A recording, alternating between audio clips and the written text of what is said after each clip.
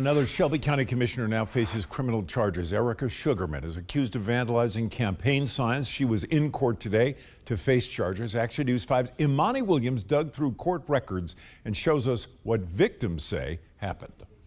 What you have is a bunch of individuals who are sore losers. Shelby County Commissioner Erika Sugarmon's attorney firing back after she was in court for allegedly vandalizing campaign signs. The people who accuse her say some of what she did was caught on camera.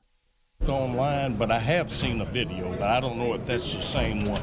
According to witnesses and court records, Sugarmon was seen on video removing campaign signs on April 30th, the last day of early voting in the Shelby County primary. In court today, she pleaded not guilty to misdemeanor vandalism charges. Her attorney said she's innocent. Do what? Vandalize campaigns. No. And we'll deal with that. In a report, Ronte Benson, a candidate in another race, mentioned a Facebook video to police.